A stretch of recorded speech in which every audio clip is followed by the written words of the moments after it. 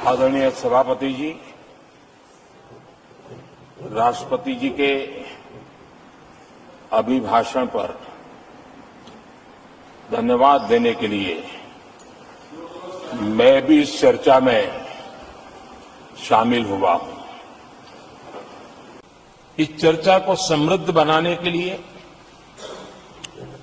राष्ट्रपति महोदया के अभिभाषण को व्याख्यायित करने में आप सभी माननीय सांसदों ने जो योगदान दिया है, इसके लिए मैं आप सबका भी आभार व्यक्त करता हूं।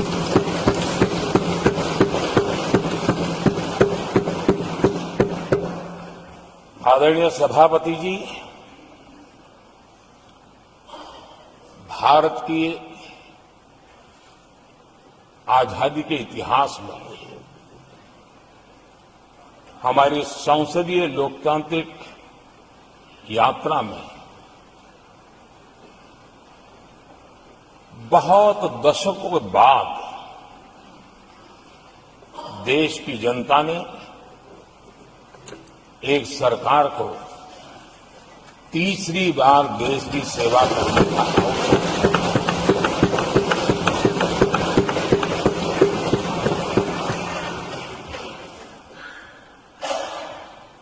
60 साल के बाद ये हुआ है कि 10 साल के बाद कोई एक सरकार फिर से उसकी वापसी हुई है। और मैं जानता हूं कि भारत के लोकतंत्र की 6 दशक के बाद आई हुई घटना असामान्य घटना है। और कुछ लोग जानबूझ करके उससे अपना मुंह फेर करके बैठे रहे। कुछ लोगों को समझ नहीं आया और जिनको समझ आया उन्होंने हो हल्ला उस दिशा में किया कि ताकि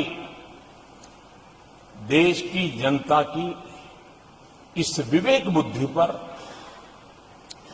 देश की जनता के इस महत्वपूर्ण निर्णय पर कैसे छाया कर दी जाए, कैसे उसको ब्लैकआउट किया जाए, इसकी कोशिश हुई। आदरणीय सभापति जी, 10 वर्षों के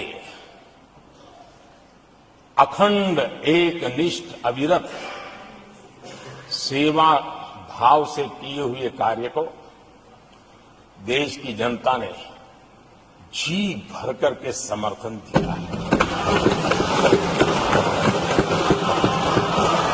देश की जनता ने आशीर्वाद दिए हैं। आदरणीय सभापति जी, इस चुनाव में देशवासियों की विवेक बुद्धि पर गर्व होता है, क्योंकि उन्होंने प्रोपेगेंडा को परास्त कर दिया है।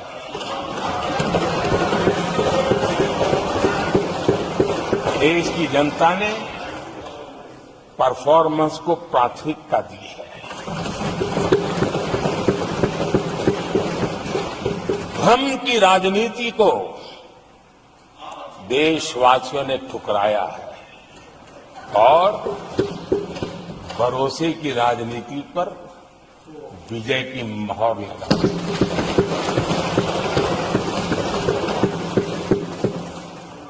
आदरणीय सभापति जी, संविधान के 75वें वर्ष में हम प्रवेश कर रहे हैं।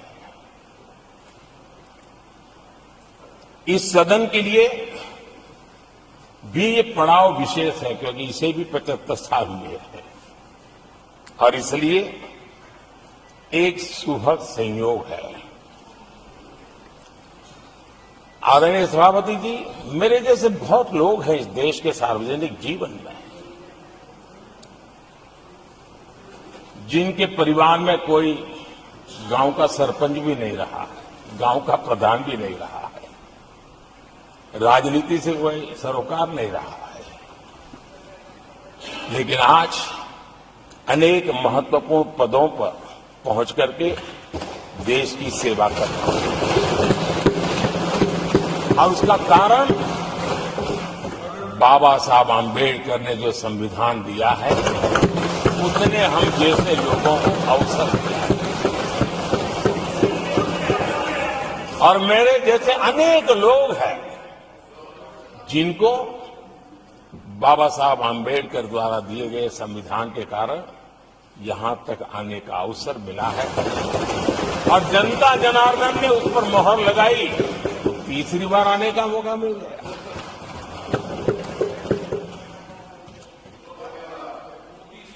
आदरणीय सभापति जी,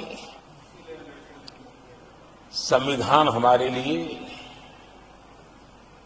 ये कोई आर्टिकल्स का कंपाइलेशन मात्र नहीं है, हमारे लिए उसका स्पिरिट भी और उसके शब्द भी बहुत मूल्यवान है।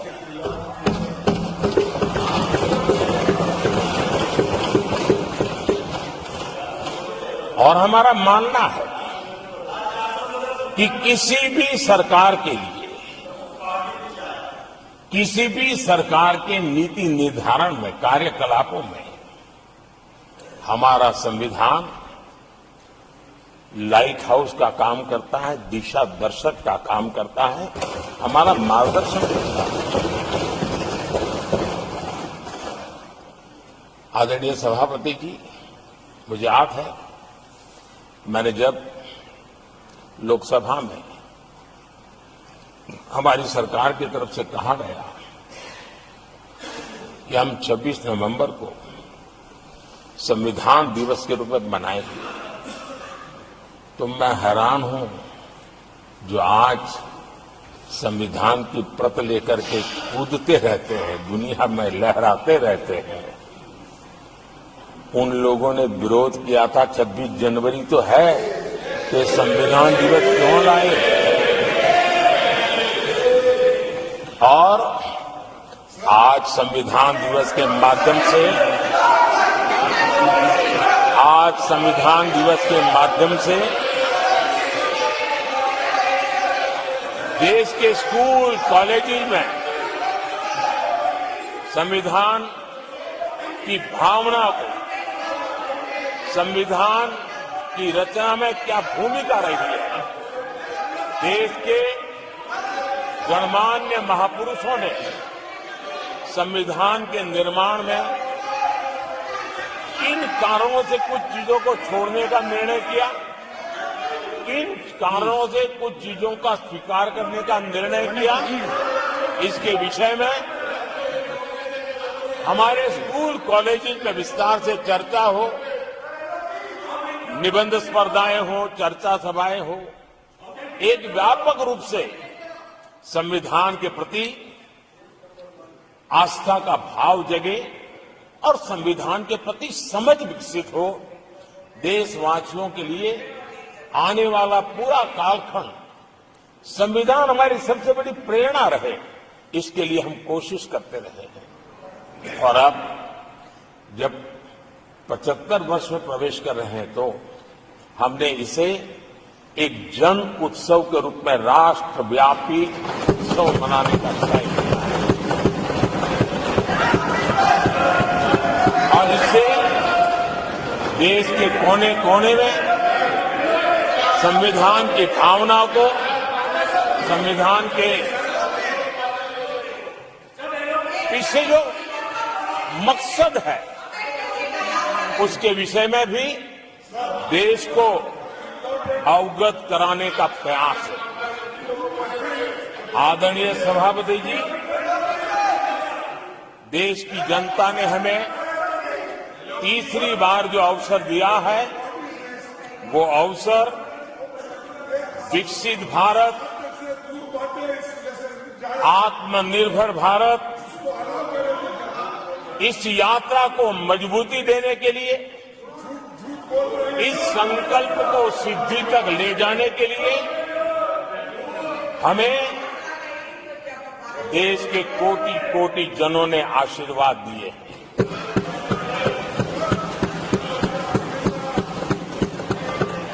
आदरणीय सभापति जी, ये चुनाव 10 वर्ष की सिद्धियों पर तो मोहर है ही, लेकिन ये चुनाव भविष्य के संकल्पों के लिए भी देश की जनता ने हमें चुना, क्योंकि देश की जनता का एकमात्र भरोसा हम पर होने के कारण आने वाले सपनों को, संकल्पों को सिद्ध करने के लिए हमें अवसर दिया। आदरणीय सभापति जी, देश भली भांति जानता है, देश ने पिछले 10 वर्षों में हमारे देश की अर्थव्यवस्था को 10 नंबर से 5 नंबर पर पहुंचाने में सफलता पाई और जैसे जैसे नंबर निकटता की सिद्धि की ओर पहुंचता है, एक की तरफ पहुंचता है, तो चुनौतियां भी बढ़ती हैं और कोरोना के कठिन कालखंड के बावजूद, संघर्ष की वैश्विक परिस्थितियों के बावजूद भी, तनाव के वातावरण के बावजूद भी हम हमारे देश की अर्थव्यवस्था को 10 नंबर से आज विश्व में 5 नंबर पर पहुंचाने में सफल हुए।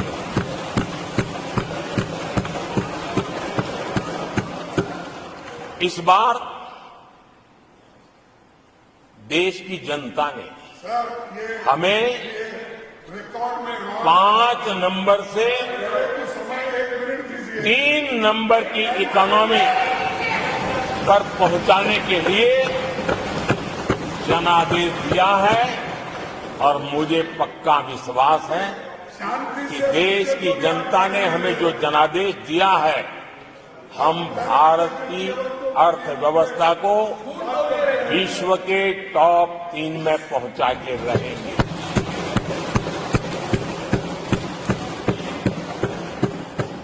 मैं जानता हूं आदरणीय सभापति जी, यहां कुछ ऐसे विद्वान हैं जो ये मानते हैं कि इसमें क्या है, ये तो होने ही वाला है, ये तो अपने आप तीसरे नंबर पर पहुंचने वाली है, ये तो अपने आप हो ही जाएगा, ऐसे विद्वान हैं। अब ये लोग ऐसे हैं जिन्होंने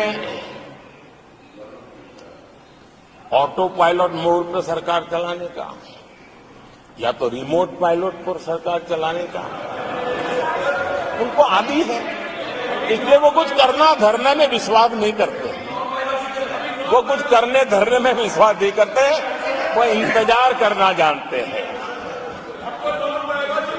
लेकिन हम परिश्रम में कोई कमी नहीं रखेंगे।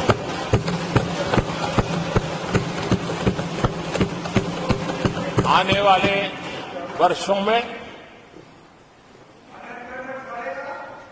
पिछले 10 वर्षों में हमने जो किया है उसको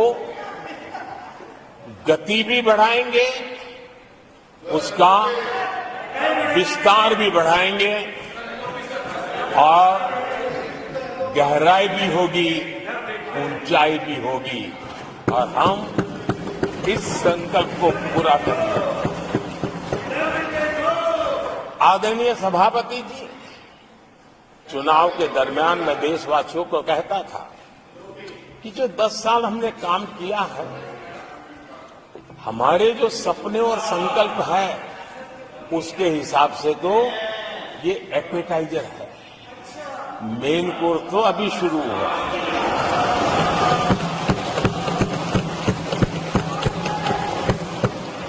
आदरणीय सभापति जी,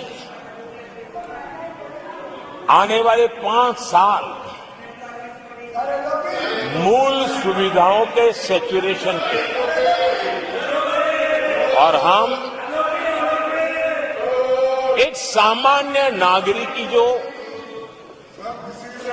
रोजमर्रा की जिंदगी की आवश्यकताएं होती हैं, एक गरिमापूर्ण जीवन जीने के लिए जिन व्यवस्थाओं की, जिन सुविधाओं की, जिस प्रकार के गवर्नेंस की आवश्यकताएं होती हैं, हम इन मूलभूत सुविधाओं के सैचुरेशन का युग के रूप में उसको परिवर्तित करना चाहते हैं। आदरणीय सभापति जी, आने वाले 5 वर्ष गरीबों के खिलाफ निर्णायक लड़ाई के हैं। आने वाले 5 वर्ष गरीबी के खिलाफ गरीबों की लड़ाई, और मैं मानता हूं गरीब जब गरीबी के खिलाफ लड़ाई के लिए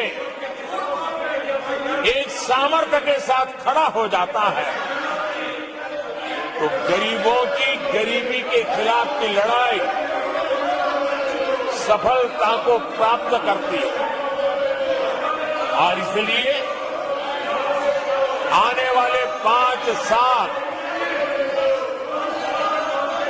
गरीबी के खिलाफ लड़ाई के निर्णायक वर्ष है, और यह देश गरीबी के खिलाफ लड़ाई में विजयी होकर के रहेगा। ये पिछले 10 साल के अनुभव के आधार पर मैं बहुत विश्वास से कह सकता हूं।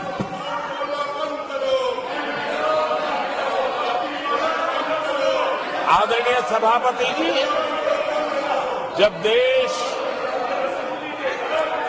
दुनिया की तीसरी बड़ी इकोनॉमी बनेगा तो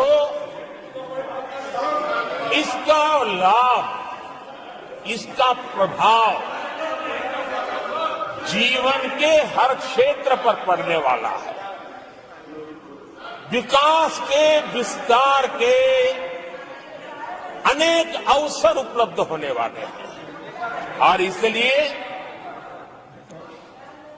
जब हम दुनिया की तीसरे नंबर की इकोनॉमी बनेगी तब भारत के हर स्तर पर सकारात्मक प्रभाव तो होगा, लेकिन वैश्विक परिवेश में अभूतपूर्व प्रभाव पैदा होने वाला है।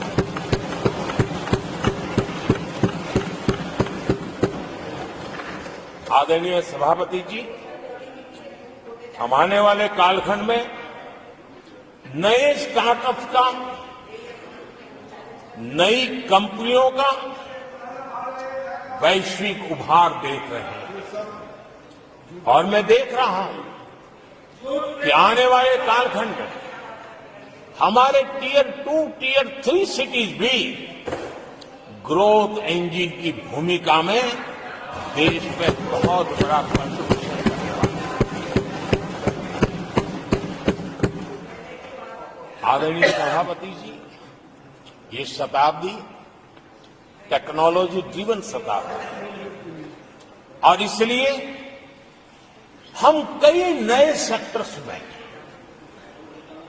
नए फुटप्रिंट्स भी अवश्य रूप से देखेंगे। आदरणीय सभापति जी, आने वाले 5 साल में पब्लिक ट्रांसपोर्ट में बहुत तेजी से बदलाव आने वाला है,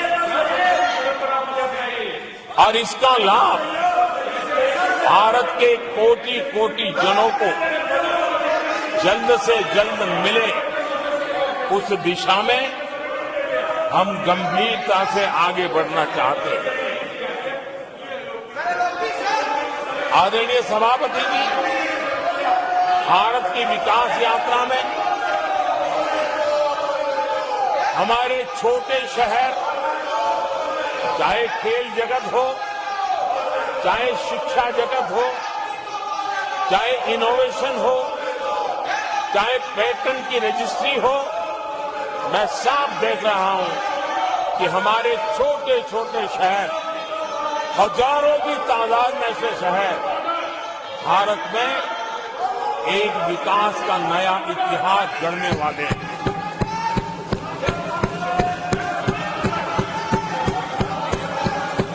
आदरणीय सभापति जी, मैंने पहले भी कहा है कि भारत के विकास यात्रा में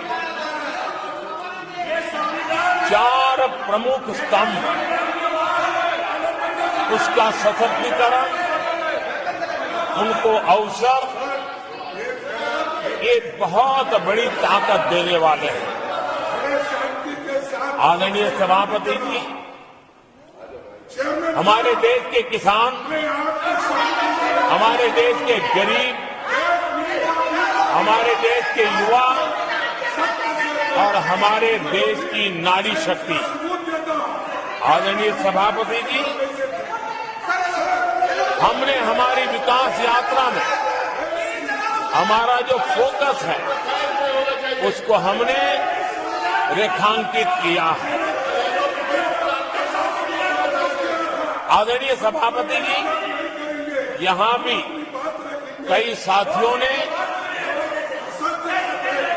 खेती और किसानी को लेकर के हर एक ने विस्तार से अपने विचार रखे हैं और अनेक बातें सकारात्मक रूप से भी रखी है। मैं किसानों को लेकर सभी सदस्यों को और उनकी भावनाओं का आदर करता हूं। बीते 10 वर्ष में हमारी खेती हर प्रकार से लाभकारी हो, किसान को लाभकारी हो, उस पर हमने हमारा ध्यान केंद्रित किया है और अनेक योजनाओं से उसको हमने ताकत देने का प्रयास किया है। चाहे फसल के लिए ऋण हो, लगातार नए बीज किसानों को उपलब्ध हो, खाद की कीमत उचित हो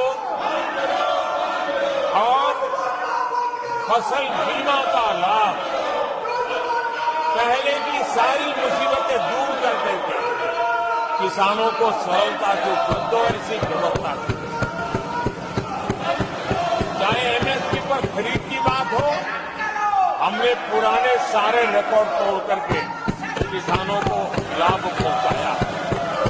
एक प्रकार से बीज से बाजार तक हमने किसानों के लिए हर व्यवस्था को बहुत माइक्रो प्लानिंग के साथ मजबूती देने का भरपूर भरसक प्रयास किया है और व्यवस्था को हमने चाक चौबंद किया है। आदरणीय सभापति जी, पहले हमारे देश में छोटे किसानों को किसान क्रेडिट कार्ड लोन पाना करीब करीब न के बराबर था, बहुत मुश्किल था। जबकि उनकी संख्या सबसे अधिक आज हमारी नीतियों के कारण, किसान क्रेडिट कार्ड के विस्तार के कारण, आदरणीय सभापति जी, हमने किसानी को एक व्यापक स्वरूप में देखा है और उस व्यापक स्वरूप में हमने किसान क्रेडिट कार्ड पशुपालकों को और मछुआरों को किसान क्रेडिट कार्ड का हमने लाभ मुहैया कराया है और इसके कारण हमारे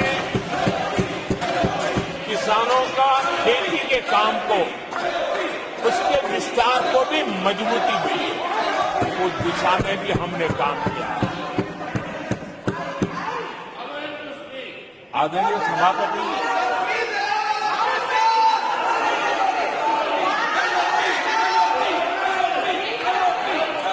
कांग्रेस के कार्यकाल में 10 साल में एक बार किसानों की कर्ज माफी की बहुत डोल पीटे गए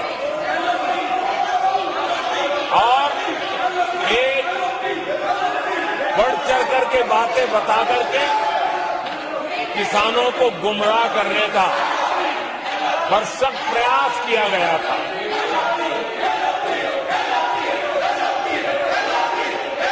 और 7,000 करोड़ की कर्ज माफी, उसका इतना हल्ला मचाया था और एक अनुमान था कि उसके लाभार्थी करीब देश के 3 करोड़ किसान थे। सामान्य गरीब छोटे किसान का तो उसमें नामो निशान नहीं था। जिसको सबसे जरूरत थी इसकी उनकी योजना में कोई परवाह नहीं थी और उन तक कोई लाभ पहुंच भी नहीं पाया था। लेकिन आदरणीय सभापति जी, जब किसान कल्याण हमारी सरकार के हृदय में केंद्र में हो तो नीतियां कैसी बनती हैं, कल्याण कैसे होता है, लाभ कैसे पहुंचता है, उसका मैं इस सदन को उदाहरण देना चाहता हूं। आदरणीय सभापति जी, हमने प्रधानमंत्री किसान सम्मान योजना चलाई और पीएम किसान सम्मान योजना का आपको नियमों की जानकारी है और ये आचरण सही नहीं है। 10 करोड़ किसानों को हुआ। मैं इसकी असंसदीय आचरण की भर्त्सना करता हूँ और मैं आप अपने स्थान पर बैठ जाएं। करोड़ रुपए मैं किसानों को करता हूँ कि अपने स्थान पर बैठ जाएं। ये आचरण सही नहीं है।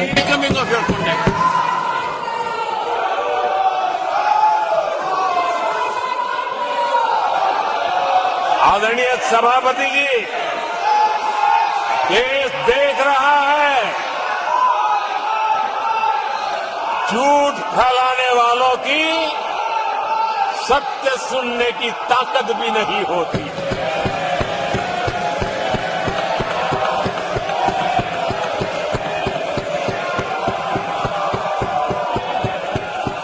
इनका सत्य से मुकाबला करना, इसके लिए जिनके हौसले नहीं है वो बैठ करके इतनी चर्चा के बाद उन्होंने उठाए हुए सवालों के जवाब भी सुनने की हिम्मत नहीं है। इन्होंने ये अपर हाउस को अपमानित कर रहे हैं। इस अपर हाउस की महान परंपरा को अपमानित कर रहे हैं। आदरणीय सभापति जी, देश की जनता ने हर प्रकार से उनको इतना पराजित कर दिया है कि अब उनके पास गली मोहल्ले में चीखने के सिवाय कुछ बचा नहीं। नारेबाजी, हो हल्ला और मैदान छोड़ के भाग जाना, यही उनके नसीब में लिखा हुआ है। माननीय सदस्यगण, अत्यंत दर्दनाक, पीड़ादायक, अमर्यादित आचरण से देखकर मैं हूं। शासन तीसरे निरंतर लगातार काल में है, 6 दशक के बाद। मैंने चर्चा की और मैंने अनुरोध किया कि प्रतिपक्ष के नेता को बिना बेरोक टोक बोलने का सुअवसर दिया। आज वो सदन छोड़कर नहीं गए हैं, मर्यादा छोड़कर गए हैं। आज उन्होंने मुझे पीठ नहीं दिखाई है, भारत के संविधान को पीठ दिखाई है। आज उन्होंने मेरा अनादर और आपका अनादर नहीं किया है, उस शपथ का अनादर किया है जो संविधान के तहत ली है। भारत के संविधान की इससे बड़ी अपमानित बात नहीं हो सकती। ऐसा कैसे हो सकता है? House of elders, the upper house, हमें देश का मार्गदर्शन करना है। मैं उनके आचरण की भर्त्सना करता हूं। देश के 140 करोड़ लोग इसे हाथ होंगे। सदन का मतलब है सत्ता पक्ष की बात सुनो जब आपने अपनी पूरी बात कह दी। माननीय सदस्यगण, आप सब जानते हैं कल देर रात तक चर्चा रखी गई, हर सदस्य को मौका दिया गया। It is an occasion challenge Indian constitution. उन्होंने भारत के संविधान को दे चुनौती दी। आउटरेस्ड उन्होंने the spirit of Indian constitution. Bharat के संविधान की भावना को आहत किया है। उन्होंने दे अंडरटेकन, जो शपथ ली थी मैं इस कुर्सी उसकी पर भी अवमानना बैठकर की इतना है। दुखी हूं कि भारत के संविधान का इतना बड़ा अपमान, इतना बड़ा मजाक। भारत का संविधान हाथ में रखने की किताब नहीं है, जीने की किताब है। मैं आशा करता हूं कि वो आत्मचिंतन करेंगे, मंथन करेंगे, अपने दिल को टटोलेंगे और कर्तव्य पर आएंगे। माननीय प्रधानमंत्री जी,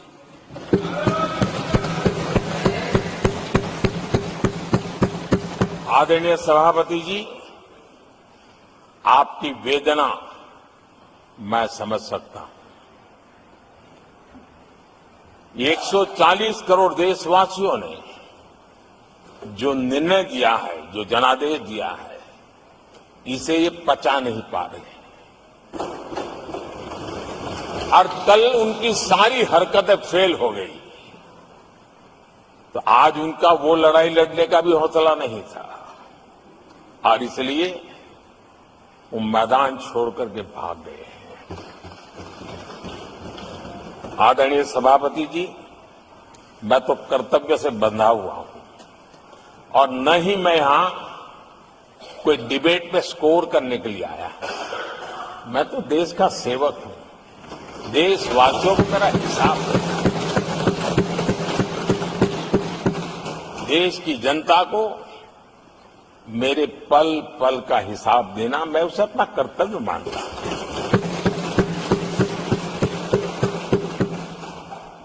आदरणीय सभापति जी, वैश्विक परिस्थितियां ऐसी पैदा हुई कि फर्टिलाइजर के लिए बहुत बड़ा संकट पैदा हुआ।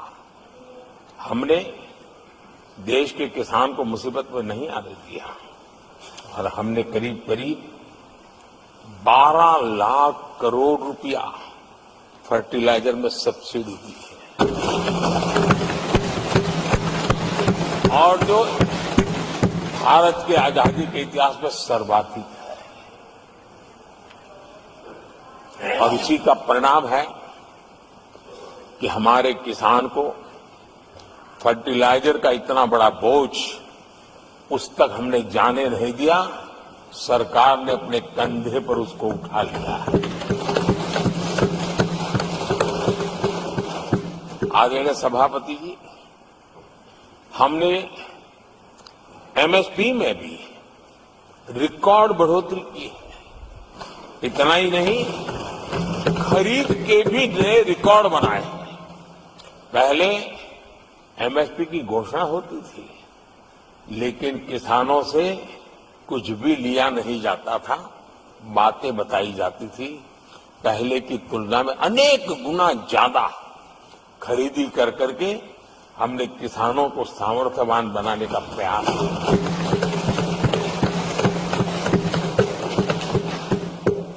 आदरणीय सभापति जी, 10 वर्षों में हमने कांग्रेस सरकार की तुलना में धान और गेहूं किसानों तक 2.5 गुना अधिक पैसा पहुंचाया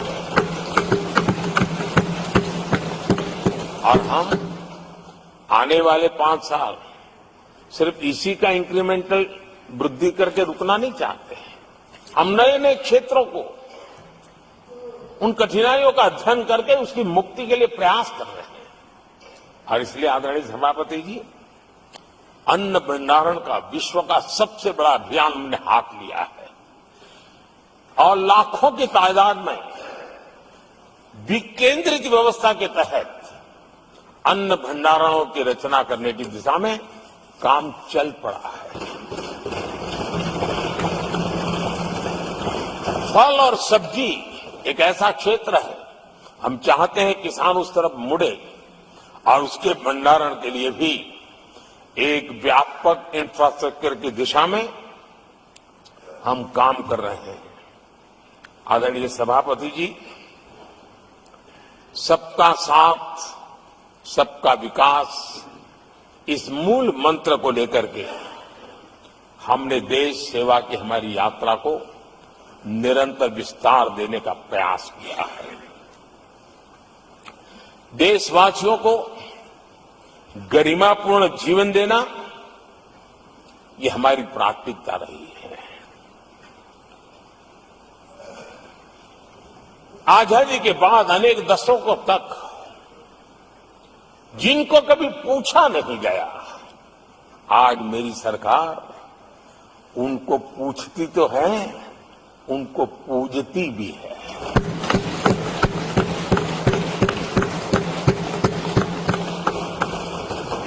हमारे दिव्यांग भाई बहनों के साथ हमने मिशन मोड में उनकी कठिनाइयों को समझ करके माइक्रो लेवल पर उसको एड्रेस करने का प्रयास किया है और व्यवस्थाएं विकसित करने का प्रयास किया है ताकि वे गरिमापूर्ण जीवन जी सकें और कम से कम किसी का सहारा उनको लेना पड़े, इस दिशा में हमने काम किया है। आदरणीय सभापति जी, हमारे समाज में किसी न किसी कारणवश एक उपेक्षित वर्ग, यानी एक प्रकार से समाज में बार बार हरदूत होने वाला वर्ग, वो ट्रांसजेंडर वर्ग है। हमारी सरकार ने ट्रांसजेंडर साथियों के लिए कानून बनाने का काम किया है और जब पश्चिम की दुनिया के लोग ये सुनते हैं तो उनको भी गर्व होता है, जब भारत इतना प्रोग्रेसिव है, भारत की तरफ बड़े गर्व की नजर से देखा जाता है। हमने उनको मुख्य धारा में लाने का प्रयास शुरू किया है। आपने देखा होगा, पद्मा अवार्ड में भी ट्रांसजेंडर को अवसर देने में हमारी सरकार आगे आई है। आदरणीय सभापति जी, हमारे गुमंत जनजातीय समुदाय, हमारे गुमंत साथी, हमारे बंजारा परिवार, उनके लिए एक अलग कल्याण बोर्ड बनाया है ताकि उनकी आवश्यकताओं को हम एड्रेस कर सकें और उनको भी एक स्थायी, सुरक्षित और संभावनाओं वाला जीवन प्राप्त हो, उस दिशा में हम काम कर रहे हैं। आदरणीय सभापति जी, हम एक शब्द लगातार सुनते आए हैं, पीवीटीजी, पीवीटीजी, पीवीटीजी। हमारे जनजातीय समूह में ये सबसे पीछे रहा हुआ और आजादी के इतने सालों के बाद भी जिन्होंने उनको निकट से देखा होगा, पता चलता है कि कैसी हालत में जीते हैं। उनकी तरफ किसी ने नहीं देखा। हमने एक विशेष व्यवस्था की है और पीएम जनमन योजना के तहत 24,000 करोड़ रुपए, ये समुदाय बिखरा हुआ है, छोटी संख्या में है, वोट की उनकी ताकत नहीं है। और यहां देश की परंपरा है, जिसकी वोट की ताकत है उसी की चिंता करना, लेकिन समाज के ऐसे अति पिछड़े लोगों की कोई चिंता नहीं करता था। हमने वो चिंता की है क्योंकि हम वोट की राजनीति नहीं करते हैं, हम विकास की राजनीति करते हैं। आदरणीय सभापति जी, हमारे देश में पारंपरिक पारिवारिक कौशल्य भारत की विकास यात्रा का और व्यवस्था का एक अंग रहा है। जो हमारा विश्वकर्मा समूह है, जिनके पास परंपरागत से हुनर है और जो समाज की आवश्यकताओं को पूरी करता है, लेकिन उनको कभी एड्रेस नहीं किया गया। हमने करीब करीब 13,000 करोड़ रुपए की योजना से विश्वकर्मा समुदाय को आधुनिकता की तरफ ले जाना, उनके अंदर प्रोफेशनलिज्म आए। आदरणीय सभापति जी, गरीबों के नाम पर बैंकों का राष्ट्रीयकरण तो कर दिया गया था, लेकिन मेरे रेहड़ी पटरी वालों को कभी बैंक के दरवाजे तक देखने की हिम्मत नहीं होती थी, हालत थी। पहली बार देश में पीएम स्वनिधि योजना के तहत रेहड़ी पटरी वालों की चिंता की गई है और आज वो ब्याज के कुचक्र से बाहर आकर के अपने परिश्रम से और ईमानदारी से जो रेहड़ी पटरी वालों को बैंकों से लोन मिले हैं, वे लगातार, बैंक वाले भी खुश हैं, लेने वाले भी खुश हैं। और जो कल फुटपाथ पर रेहड़ी बैठता था, आज एक छोटी दुकान दिशा में बनाने की दिशा में आगे बढ़ रहा है। जो पहले खुद मजदूरी करता था, आज एक आध दो को रोजगार देने की दिशा में काम कर रहा है। और यही कारण है कि गरीब हो, दलित हो, पिछड़े हो, आदिवासी हो, महिला हो, उन्होंने हमारा भारी समर्थन किया है। आदरणीय सभापति जी, हम विमेन लेड डेवलपमेंट की बात करते हैं। दुनिया के प्रगतिशील देशों के लिए भी विमेन डेवलपमेंट तो बहुत स्वाभाविक स्वीकार करते हैं, लेकिन विमेन लेड डेवलपमेंट की बात करते हैं तो उनके भी उत्साह में थोड़ी कमी नजर आती है। ऐसे समय भारत ने नारा नहीं, निष्ठा के साथ विमेन लेड डेवलपमेंट की ओर कदम बढ़ाए और महिला सशक्तिकरण का लाभ आज दिख रहा है, हर क्षेत्र में दिख रहा है और भारत की विकास यात्रा में वो कंट्रीब्यूट कर रहा है। मैं आदरणीय सांसद सुधा मूर्ति जी का आभार व्यक्त करता हूं कि कल उन्होंने चर्चा में महिलाओं के आरोग्य के विषय पर बल दिया था और उसका महात्म्य क्या है, उसकी आवश्यकता क्या है, पर बड़े विस्तार से उन्होंने कहा था। और उन्होंने एक बात ये भी बड़ी इमोशनल बताई थी कि मां अगर चली गई तो उसका कोई उपाय नहीं होता, फिर नहीं मिल सकती। ये भी बड़ी भावात्मकता से उन्होंने बताया था। विमेन हेल्थ, सैनिटेशन, वेलनेस पर हमने 10 वर्षों में एक प्रायोरिटी सेक्टर में आपने काम किया है। आदरणीय सभापति जी, टॉयलेट हो, सैनिटरी पैड्स हो, गैस कनेक्शन हो, प्रेगनेंसी के दौरान वैक्सीनेशन की व्यवस्था हो और इसका फायदा हमारे देश की माताओं बहनों को मिला है। आदरणीय सभापति जी, आरोग्य के साथ साथ महिलाएं आत्मनिर्भर बने, उस दिशा में भी हम लगातार काम कर रहे हैं।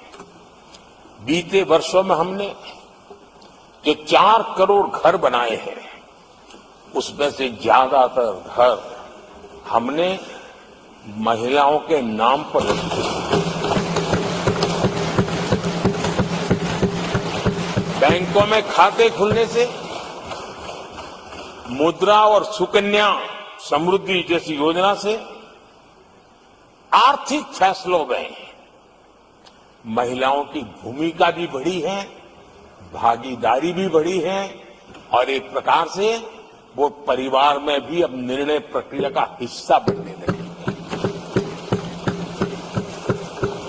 आदरणीय सभापति जी, विमेन सेल्फ हेल्प ग्रुप्स, उससे जुड़ी 10 करोड़ बहनें, उनका आत्मविश्वास तो बढ़ा ही बढ़ा है, उनकी आय भी बढ़ी है। अभी तक 1 करोड़ बहनें जो ये सेल्फ हेल्प ग्रुप में काम करती है, छोटा छोटा गांव में कारोबार करती है, मिल करके करती है, किसी गांव वालों की भी नजर नहीं जाती इनकी तरफ। आज मैं बड़े गर्व से कह सकता हूं कि उन्हीं में से 1 करोड़ बहनें लखपति दीदी हैं और हम आने वाले समय में ये आंकड़ा 3 करोड़ बहनों को लखपति दीदी बनाने की दिशा में बढ़ा रहे हैं। आदरणीय सभापति जी, सरकार का प्रयास है कि हर नए सेक्टर को हमारी महिलाएं लीड करें, वो अगुवाई करें, उस दिशा में हम प्रयास कर रहे हैं। नई टेक्नोलॉजी आती है, लेकिन महिलाओं के नसीब बहुत बहुत आखिर में आती है। हमारी कोशिश है कि नई टेक्नोलॉजी का पहला अवसर हमारी महिलाओं के हाथ लगे और वे इसको करें। और इसी के तहत नमो ड्रोन दीदी ये अभियान बहुत सफलतापूर्वक आगे बढ़ा है और आज गांव में किसानों को मदद करने का टेक्नोलॉजी के माध्यम से काम गांव की हमारी महिलाएं कर रही है। और मैं जब उनसे बात कर रहा था, मुझे कह रही है, अरे साहब हम लोग कभी साइकिल भी नहीं चलाना जानते थे, आपने हमें पायलट बना दिया है और पूरा गांव हमें पायलट दीदी के नाम से जानने लगा। और इस गरिमापूर्ण बात उनके जीवन में आगे बढ़ने के लिए बहुत बड़ी ताकत बन जाता है, एक बहुत बड़ा ड्राइविंग फोर्स बन जाता है। आदरणीय सभापति जी, देश का दुर्भाग्य है कि ऐसे संवेदनशील मामलों में भी राजनीति जब होती है तब देशवासियों को, विशेषकर महिलाओं को अकल्प पीड़ा होती है। ये जो महिलाओं के साथ होते अत्याचार में विपक्ष का जो सिलेक्टिव रवैया है, ये सिलेक्टिव रवैया बहुत ही चिंताजनक है। आदरणीय सभापति जी, मैं आपके माध्यम से देश को बताना चाहता हूं, मैं किसी राज्य के खिलाफ नहीं बोल रहा हूं, न ही मैं कोई राजनीतिक स्कोर करने के लिए बोल रहा हूं, लेकिन कुछ समय पहले मैंने बंगाल से आई कुछ तस्वीरों को सोशल मीडिया पे वीडियो देखा। एक महिला को वहां सरेआम सड़क पर पीटा जा रहा, वो बहन चीख रही है, लेकिन वहां खड़े हुए कोई उसकी मदद के लिए नहीं आ रहा है, वीडियो बनाने में लगे हुए हैं। और जो घटना संदेश खाली में हुई, जिसकी तस्वीरें रोंगटे खड़े करने वाली है, लेकिन बड़े बड़े दिग्गज मैं सुन रहा हूं कल से, इसके लिए पीड़ा उनके शब्दों में भी नहीं झलक रही है। इससे बड़ा शर्मिंदगी का दुखद चित्र क्या हो सकता है?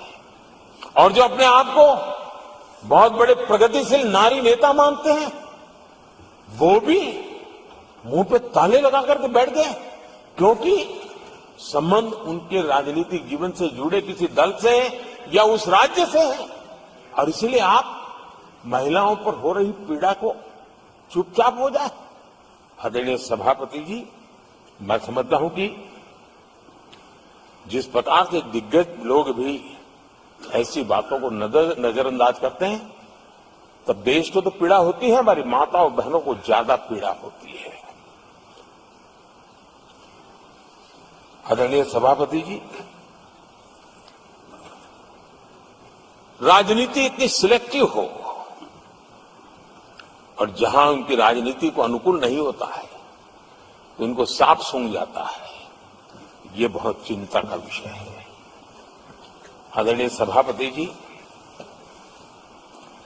भारत की जनता ने तीसरी बार पूर्ण बहुमत की स्थिर सरकार चुनकर देश में तो स्थिरता और निरंतरता को तो आदेश दिया ही है, लेकिन इस चुनाव के नतीजों ने विश्व को आश्वस्त किया है। आदरणीय सभापति जी,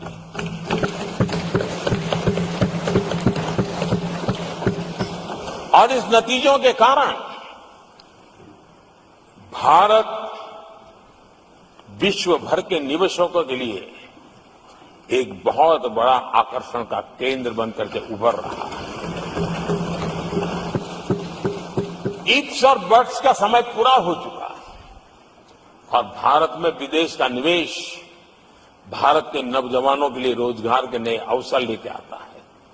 भारत के युवाओं के टैलेंट को विश्व के मंच पर ले जाने का एक अवसर बन जाता है।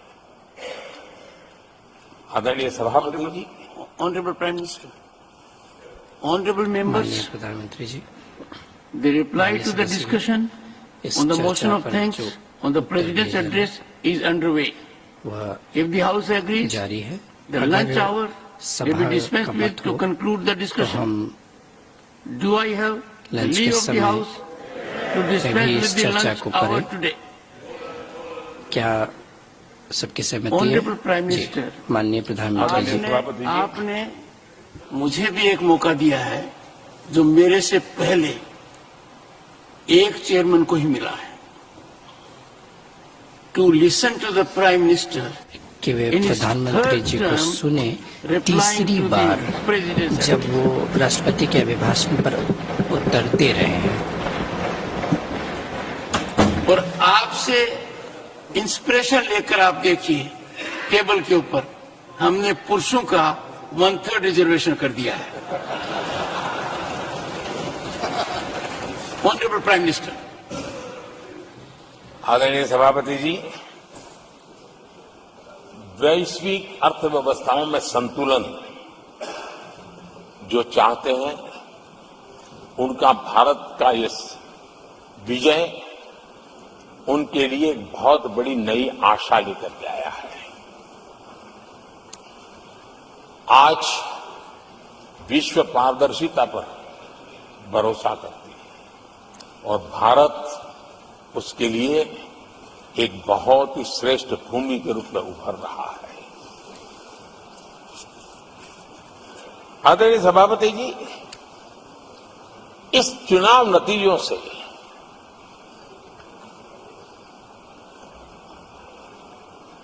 जो कैपिटल मार्केट है उसमें तो उछाल नजर आ ही रहा है, लेकिन दुनिया में भी बहुत बड़ा उमंग और आनंद का माहौल है।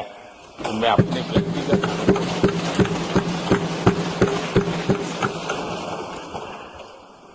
लेकिन इस बीच हमारे कांग्रेस के लोग भी खुशी में मगन है। मैं समझ नहीं पाता हूं कि ये खुशी का कारण क्या है, और इस पर कई सवाल है। क्या ये खुशी हार की हैट्रिक पर है? क्या ये खुशी नर्वस 90 के शिकार होने पर है? क्या ये खुशी एक और असफल लॉन्च की है? आदरणीय सभापति जी,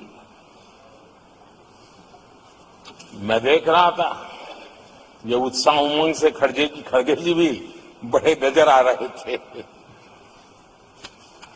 लेकिन शायद खड़गे जी ने उनकी पार्टी की बड़ी सेवा की है। क्योंकि जो ये पराजय का ठिकरा जिन पर फूटना चाहिए था, उनको उन्होंने बचा लिया और खुद दीवार भर के खड़े हो गए।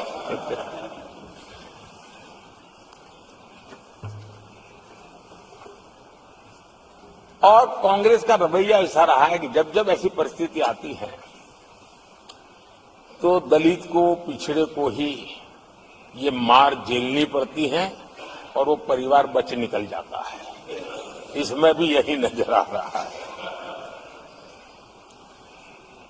इन दिनों आपने देखा होगा लोकसभा में स्पीकर के चुनाव का मसला हुआ, उसमें भी पराजय तो तय थी, लेकिन आगे किसको किया?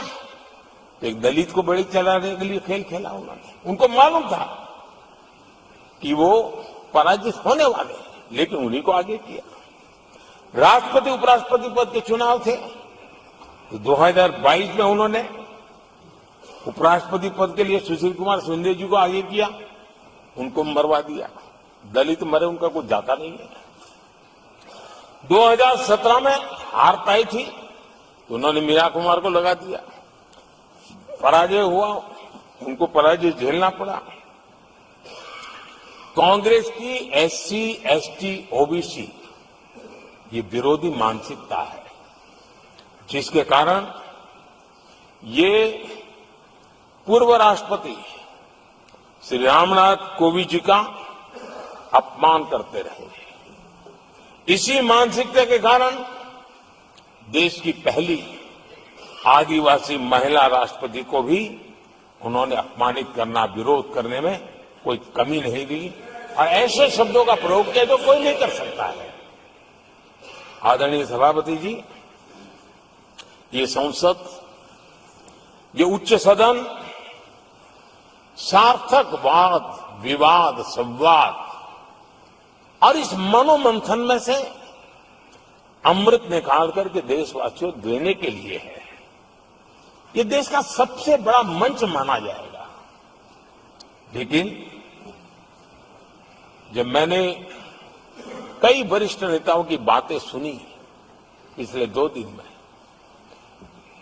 सिर्फ मुझे ही नहीं पूरे देश को निराशा हुई है। जहां कहा गया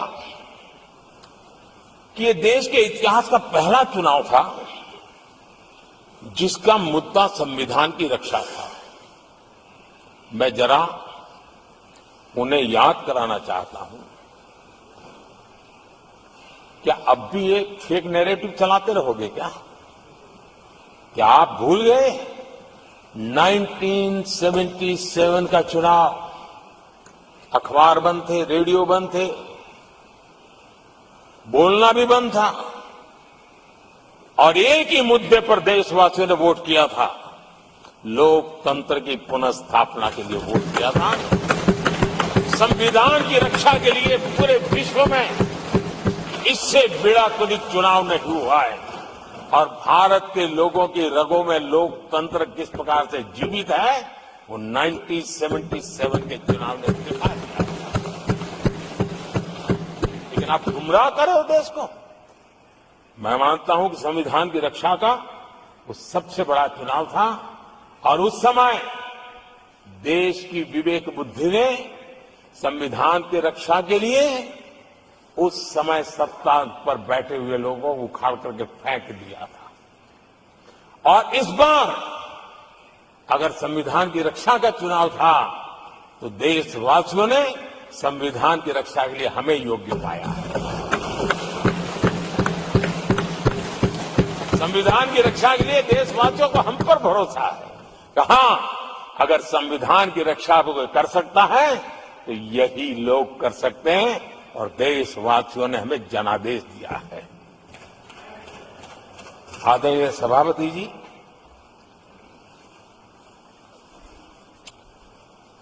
जब खड़गे जी ऐसी बातें बोलते हैं तो जरा पीड़ादायक लगता है, क्योंकि इमरजेंसी के दौरान संविधान पर जो जुल्म हुआ, जो बुलडोजर चलाया गया संविधान के ऊपर, लोकतंत्र की धज्जियां उड़ा दी गई, तब उसी दल के महत्वपूर्ण नेता के रूप में उनके साक्षी है, फिर भी सदन को गुमराह कर रहे हैं।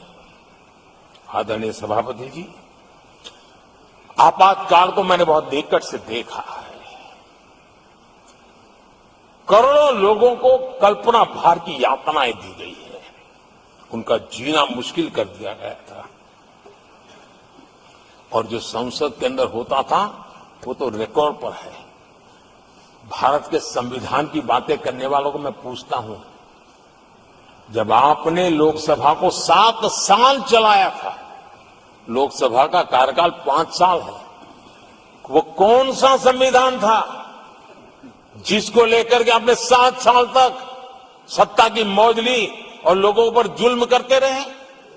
और आप संविधान हमें सिखाते हो? आदरणीय सभापति जी,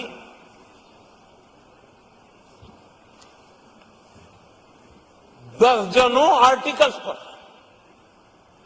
यानी संविधान की आत्मा को छिन्न विच्छिन्न करने का पाप इन्हीं लोगों ने उस कालखंड में किया था। 38वां, 39वां और 42वां संविधान संशोधन, और उस संशोधन में यानी मिनी कॉन्स्टिट्यूशन, यानी मिनी कॉन्स्टिट्यूशन के रूप में कहा जाता था। ये सब क्या था? आपके मुंह में संविधान की रक्षा शब्द शोभा नहीं देता है। ये पाप कर करके आप बैठे हुए लोग हो।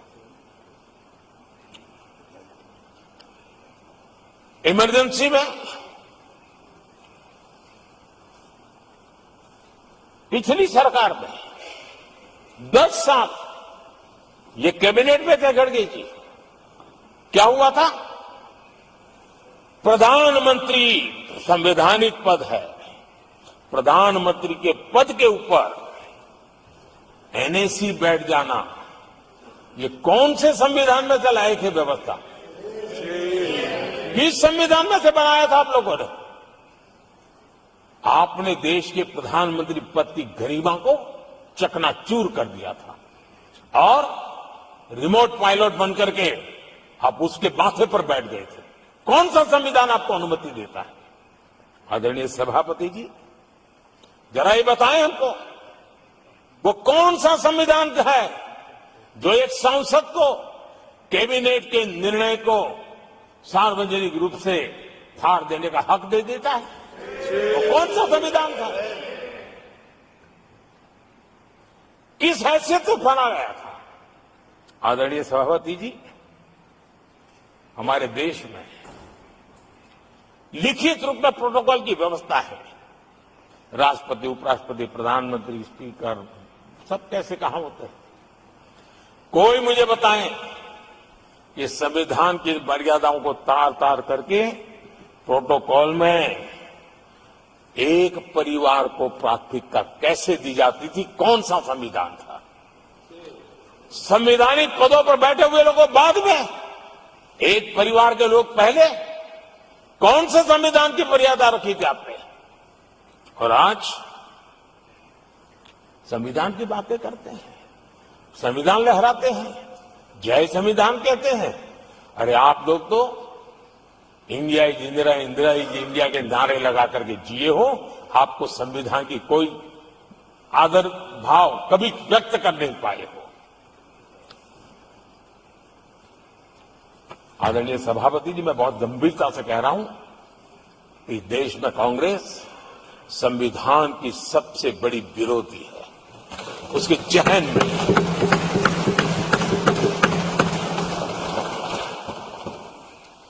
आदरणीय सभापति जी, इस पूरी चर्चा के दरमियान उनको 200-500 साल की बातें करने का तो हक है, लेकिन इमरजेंसी की बात के लिए तो वो तो बहुत पुराना हो गया। तो आपके पाप पुराने हो जाते हैं तो खत्म हो जाते हैं क्या? आदरणीय सभापति जी, इस हाउस में कोशिश की गई संविधान की बात करना, लेकिन इमरजेंसी को कभी भी आने नहीं देना, ये चर्चा करने का अनुभव है। लेकिन ये देश, इनके साथ जो लोग बैठे हैं उसमें भी बहुत लोग हैं जो इमरजेंसी के भुक्तभोगी रहे हैं। लेकिन उनकी कुछ मजबूरियां होगी कि आज उनके साथ उन्होंने बैठना पसंद किया है।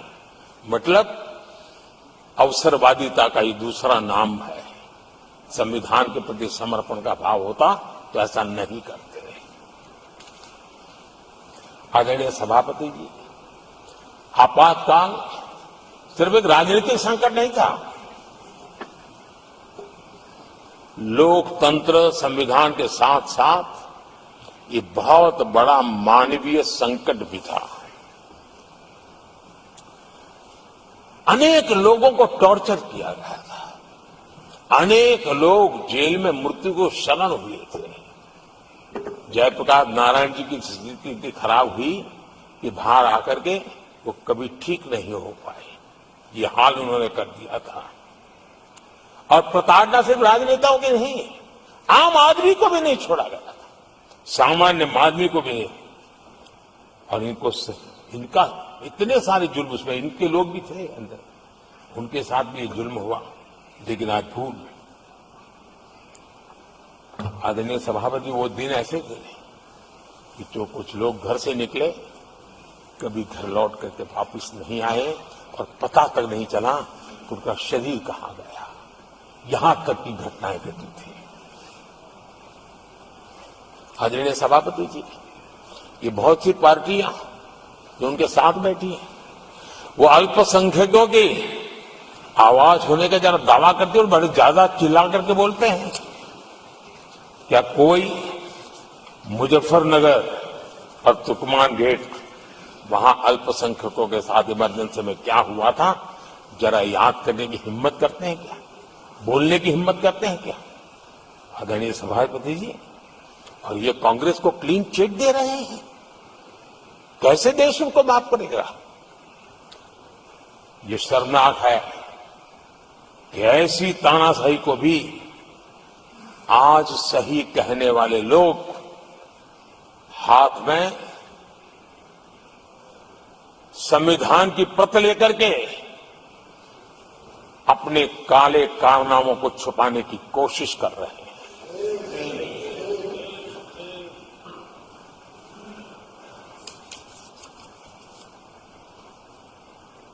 आदरणीय सभापति जी, उस समय कई अलग छोटे छोटे राजनीतिक दल थे, ये इमरजेंसी के खिलाफ लड़ाई के मैदान में उतरे थे और धीरे धीरे उन्होंने अपनी जमीन बनाई थी।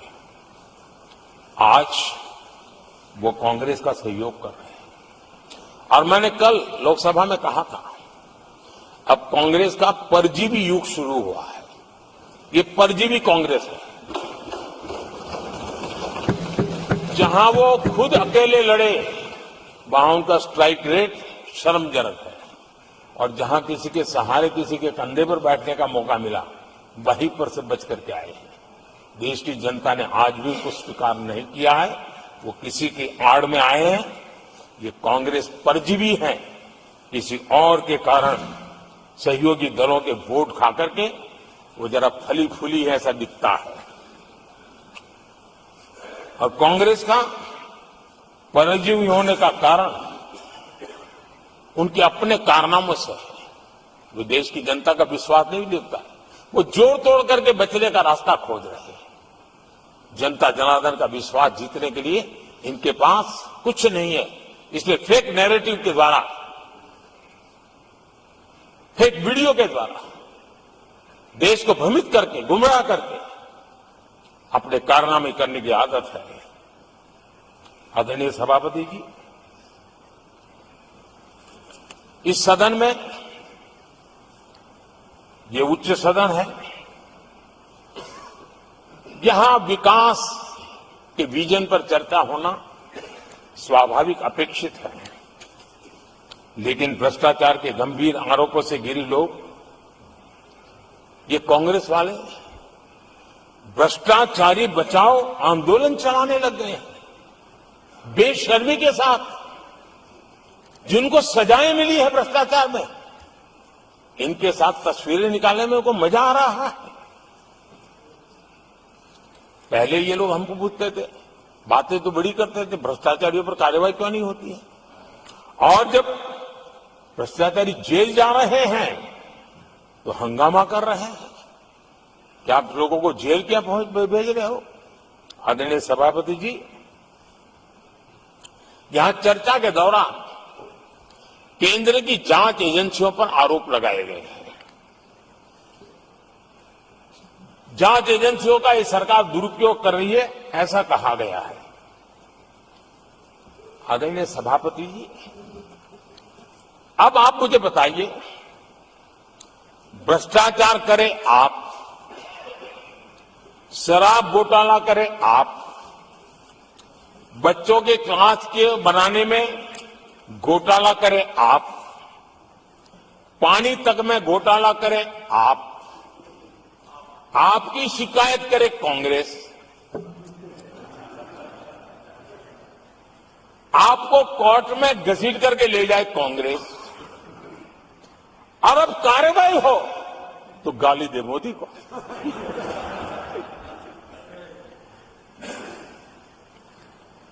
और अब आपस में जरा साथी बन गए हैं लोग, और हिम्मत है तो सदन में खड़े होकर के जवाब मांगो। कांग्रेस पार्टी से मैं आप वालों से कहता हूं, कांग्रेस भी बताएं कि आपने प्रेस कॉन्फ्रेंस करके आपके घोटालों के इतने सारे सबूत देश के सामने रखे थे। कांग्रेस ने प्रेस कॉन्फ्रेंस की थी, इन्हीं लोगों के खिलाफ की थी। अब ये बताएं कि ये जो उन्होंने सबूत प्रेस कॉन्फ्रेंस करके सारी फाइलें बताई थी, क्या वो सबूत सच्चे थे या झूठे थे? दोनों एक दूसरे को खोल करके रख देंगे। आदरणीय सभापति जी, मुझे विश्वास है ऐसी चीजों का जवाब देने की उनके अंदर हिम्मत नहीं है। आदरणीय सभापति जी, ये ऐसे लोग हैं जिनका डबल स्टैंडर्ड है, दोहरा रवैया है, और मैं देश को बार बार ये बात याद दिलाना चाहता हूं, ये कैसा दोगलापन चल रहा है। ये लोग दिल्ली में एक मंच पर बैठ करके जांच एजेंसियों पर आरोप लगाते हैं, भ्रष्टाचारियों को बचाने के लिए रैलियां करते हैं, और केरला में उनके शहजादे, उन्हीं के केरल के एक मुख्यमंत्री जो उनके गठबंधन के साथी है, उनको जेल भेजने की अपील करते हैं, और भारत सरकार को कहते हैं कि इस मुख्यमंत्री को जेल भेज दो। दिल्ली में ईडी सीबीआई की कार्रवाई उस पर हाय तौबा करते हैं, और वही लोग उसी एजेंसी से केरल के मुख्यमंत्री को जेल भेजने की बात करते हैं, शहजादे। तब लोगों के मन में सवाल उठता है कि इसमें भी दोगलापन। आदरणीय सभापति जी, छत्तीसगढ़ में कांग्रेस सरकार के मुख्यमंत्री के साथ शराब घोटाला जुड़ा। यही आप पार्टी वाले चीख चीख करके कहते थे कि ईडी सीबीआई को लगा दो और इस मुख्यमंत्री को जेल में डाल दो, खुलेआम कहते थे। और ईडी ये काम करे इसके लिए गुजारिश करते थे। उनको तब ईडी बहुत प्यारा लगता है। आदरणीय सभापति जी, ये आज जो लोग जांच एजेंसियों को बदनाम कर रहे हैं, हल्ला मचा रहे हैं, मैं जरा उनकी याददाश्त पर जोर डालना चाहिए, मैं ऐसा उनका आग्रह करता हूं। जांच एजेंसियों का पहले दुरुपयोग कैसे होता था, कौन करता था, मैं जरा बताना चाहता हूं। मैं कुछ बयान आपके सामने रखता हूं। ये पहला बयान है 2013 का। बयान क्या है? कांग्रेस से लड़ना आसान नहीं है, जेल में डाल देगी, सीबीआई पीछे लगा देगी। कांग्रेस सीबीआई व इनकम टैक्स का भय दिखा करके समर्थन लेती है। ये स्टेटमेंट किसका है? ये बयान है स्वर्गीय मुलायम सिंह जी का। कांग्रेस एजेंसियों का कैसा दुरुपयोग करता है, ये मुलायम सिंह जी ने कहा था। और यहां इस सदन के माननीय सदस्य रामगोपाल जी को मैं जरा पूछना चाहता हूं कि रामगोपाल जी, क्या नेताजी कभी झूठ बोलते थे क्या? नेताजी तो सच बोलते थे। आदरणीय सभापति जी, मैं रामगोपाल जी को ये भी कहा, जरा भतीजे को भी बताएं, क्योंकि उनको भी याद दिलाएं कि राजनीति में कदम रखते ही भतीजे पर सीबीआई का फंदा लगाने वाले कौन थे, जरा याद दिला दें उनको, पता चलेगा। आदरणीय सभापति जी, मैं एक और बयान पढ़ता हूं, ये भी साल 2013 का है।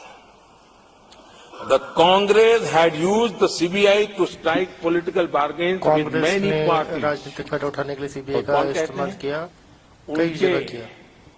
कॉमरेड श्रीमान प्रकाश कराज जी ने ये कहा हुआ है, 2013 में कहा। एजेंसियों का कौन दुरुपयोग करता था? एक और महत्वपूर्ण स्टेटमेंट में पढ़ता हूं और मैं याद दिलाना चाहता हूं, स्टेटमेंट क्या है कि सीबीआई पिंजरे में बंद तोता है जो मालिक की आवाज में बोलता है। ये किसी राजनीतिक व्यक्ति का बयान नहीं है, ये हमारे देश की सुप्रीम कोर्ट ने यूपीए सरकार के समय कहा हुआ बयान है। एजेंसियों का दुरुपयोग कौन करता था, इसके जीते जागते सबूत आज मौजूद हैं। आदरणीय सभापति जी, भ्रष्टाचार के विरुद्ध लड़ाई ये मेरे लिए चुनाव हार जीत का तराजू नहीं है। मैं चुनाव हार जीत के लिए, भ्रष्टाचार के लिए खड़ी लड़ाई नहीं लड़ रहा हूं। ये मेरा मिशन है, ये मेरा कन्विक्शन है और मैं मानता हूं कि भ्रष्टाचार एक ऐसी दिमक है जिसने देश को खोखला कर दिया है। इस देश को भ्रष्टाचार से मुक्ति दिलाने के लिए, भ्रष्टाचार के प्रति सामान्य मानवी के मन में नफरत पैदा करने के लिए मैं जी जान से जुटा हुआ हूं और मैं इस पवित्र कार्य मानता हूं। 2014 में जब हमारी सरकार बनी तो हमने दो बड़ी बातें कही थी। एक, हमने कहा था मेरी सरकार गरीबों को समर्पित है, और दूसरा, भ्रष्टाचार पर, काले धन पर कड़ा प्रहार मेरी सरकार करेगी। ये मैंने 2014 में सार्वजनिक रूप से कहा था। इसी ध्येय को लेकर के एक तरफ गरीबों के कल्याण के लिए विश्व की सबसे बड़ी कल्याण योजना हम चला रहे हैं, गरीब कल्याण योजना चला रहे हैं। दूसरी तरफ भ्रष्टाचार के विरुद्ध नए कानून, नई व्यवस्थाएं, नए तंत्र हम विकसित कर रहे हैं। हमने भ्रष्टाचार निवारण अधिनियम 1988 उसमें संशोधन किया। हमने काले धन के खिलाफ एक नया कानून बनाया। बेनामी संपत्ति को लेकर हम नया कानून लेकर के आए। इन कानूनों से भ्रष्ट अधिकारियों पर भी कार्रवाई हो गई, लेकिन लीकेज हटाने के लिए हमने सकारात्मक रूप से गवर्नमेंट में भी बदलाव लाया। हमने डायरेक्ट बेनिफिट ट्रांसफर पर बल दिया। हमने डिजिटल टेक्नोलॉजी का भरपूर उपयोग किया है और तभी आज हर लाभार्थी तक उसके हक का फायदा तुरंत सीधा पहुंच रहा है। एक नए पैसे का लीकेज नहीं होता है। ये हमारी भ्रष्टाचार के खिलाफ लड़ाई का पहलू है।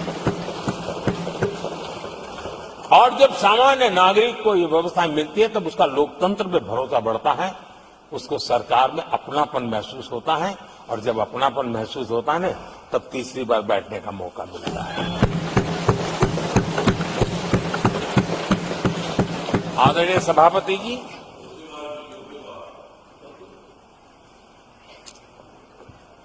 मैं निसंकोच रूप से कहना चाहता हूं, लाग लपेट नहीं रखता हूं और मैं देशवासियों को भी कहना चाहता हूं कि मैंने एजेंसियों को भ्रष्टाचार और भ्रष्टाचारियों पर कड़े से कठोर कार्रवाई करने के लिए खुली छूट दे के रखी है।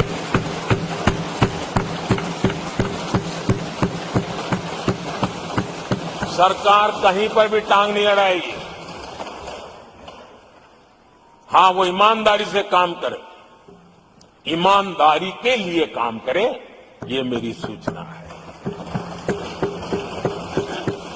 और आदरणीय सभापति जी, मैं फिर देशवासियों को कहना चाहता हूं, कोई भी भ्रष्टाचारी कानून से बच करके नहीं निकलेगा, ये मोदी की गारंटी है। आदरणीय सभापति जी, राष्ट्रपति जी ने अपने संबोधन में पेपर लीक को एक बड़ी समस्या बताया है। मेरी अपेक्षा थी कि सारे दल दलीय राजनीति से ऊपर उठकर इस पर अपनी बात रखते, लेकिन दुर्भाग्य से इतना संवेदनशील महत्वपूर्ण मुद्दा भी, मेरे देश के नौजवानों के भविष्य के साथ जुड़ा मुद्दा भी इन्होंने राजनीति के भेंट चढ़ा दिया। इससे बड़ा दुर्भाग्य क्या हो सकता है। मैं देश के नौजवानों को आश्वस्त करता हूं कि आपको धोखा देने वालों को ये सरकार छोड़ने वाली नहीं है।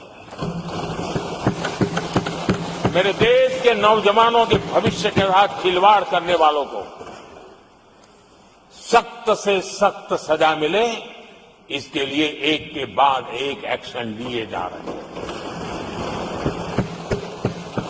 संसद में इन गड़बड़ियों के खिलाफ सख्त कानून भी हमने बनाया है। हम पूरी सिस्टम को मजबूती दे रहे हैं कि भविष्य में मेरे देश के नौजवानों को आशंका भरी स्थिति में भी रहना न पड़े। पूरे विश्वास के साथ वो अपने सामर्थ्य को प्रदर्शित करें और अपने हक का प्राप्त करें। इस बात को लेकर के हम काम कर रहे हैं।